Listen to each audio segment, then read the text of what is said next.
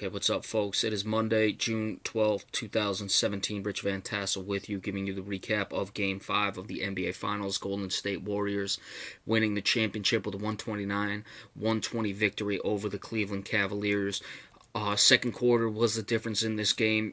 Golden State won that quarter 38-23. They lost the first and third 37-33, 33-27 respectively. Won the fourth 31-27.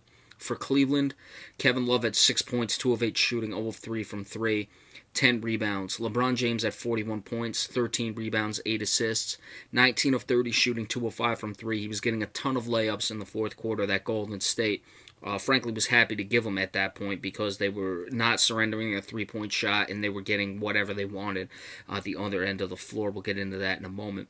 So when you're scoring, you'll trade all those twos all game long, especially when you build a comfortable 8 to 10 point, 11 point lead, and then getting it up by as many as 14 in the fourth.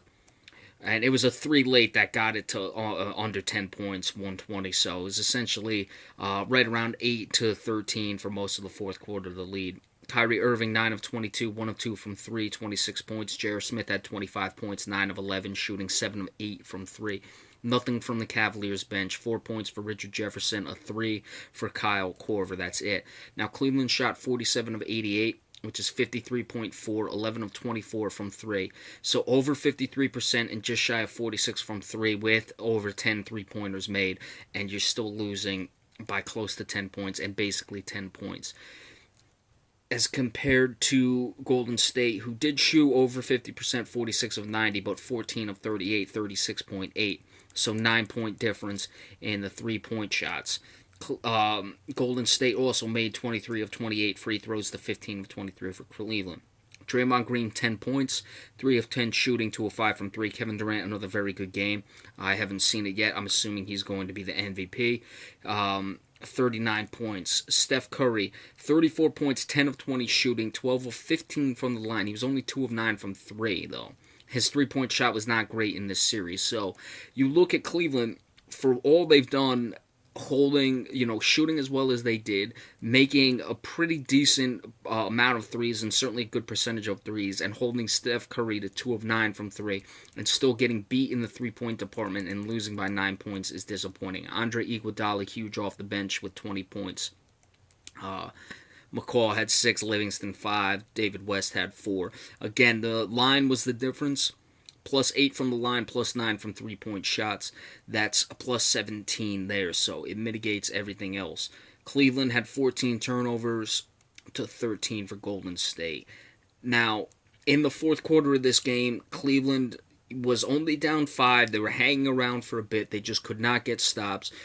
Their defense, frankly, was getting shredded. They were basically, I don't want to say helping too early, because if you're going to double team, just go and double. There were times they didn't double team. There was one Durant kicked a pass out to Iguodala, I believe it was, for a 3. Darren Williams, Iguodala was on the other end of the court. Kevin Durant was in the low block. Darren Williams is like coming halfway, but he's still staying on the other side of the three-point shot, but he's basically on the other side of the court from Durant, but on the edge of the lane. Either come and double or don't come and double. Standing there really doesn't make any sense, because if Durant, say he drives and then you're going to bring the help, then Durant's just going to kick it out, and you're still allowing him to kick it out anyway. So that was just part of it. Many times on the initial pick and roll, they were trying to, smother Steph Curry, and then he was just making the quick pass, and there was no rotation. So the defense was just terrible for the Cleveland Cavaliers at the end of this game, and they just couldn't get stops. I get the firepower of Golden State. You have to help. Sometimes you have to overhelp, but you're better off at times just letting them beat you one-on-one. It's one thing to help and they're making everything off of it, or if you're going to help and you're shutting them down, or you're at least forcing rotations and they're making shots, that's one thing.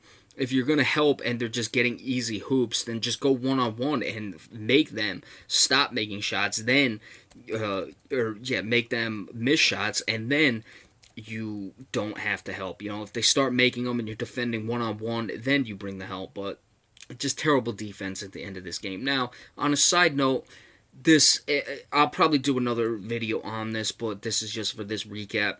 this series did not save this NBA season. We'll see what the narrative is. We've heard, people like Max Kellerman, they're coming out and talking like, oh, this series, don't worry about it. He's clearly trying to toe the company line, even though he doesn't work for the NBA. But ESPN and the NBA are obviously a close relation, as ESPN has with basically every sport except the NHL. They don't seem to give a damn about that. But, the narrative has tried to been fed that this series was going to make up for it. You had Game 3 was the only one that was even really close. Even though the game Cleveland won, they completely blew Golden State out. None of the first two games were close. This game was close for a little bit, and then it went down. If you got a game like this in Games 1 or Game 2, the series came back to Golden State at 2-2, and then a blowout and whatever, went 7 games, and then maybe it would have saved it. You can have blowouts, but there were no real close games. This wasn't the epic battle. Golden State was basically outmatching Cleveland all series long. Cleveland didn't make, 29 three-pointers or whatever they made in Game 4 in this one, and that was the difference. So, again, I'll probably do another video on that, but you can't say that this series saved the NBA season. And I think the NBA is going to have to reflect and see, can they do anything about the quote-unquote super teams? We'll have to see what they can do. It's tough to restrict where guys go and those things. Maybe they harden the cap a little bit. I don't know, but it wasn't a good NBA season. And I love NBA basketball as much as anyone. These playoffs were dull. Cleveland basically walked through the East. Golden State walked through the West and then walked through the finals. So nothing was salvaged by this series, and don't let anyone tell you otherwise. Alright, so I don't know what I'm going to do as far as the rest of the summer before the NBA season. We'll see. Maybe I'll do another video. Obviously, you got the draft. But essentially, I'm going to be off for the rest of the summertime until football season ramps back up. So we'll see you a little later on. Like I said, I may do a video discussing the state of the NBA after this season. Do a draft video, those sort of things, any updates, free agency, you got that. But for the most part, I'll be off for the rest of the summer, so we'll see you then. Be sure to subscribe if you watch this video. Thank you.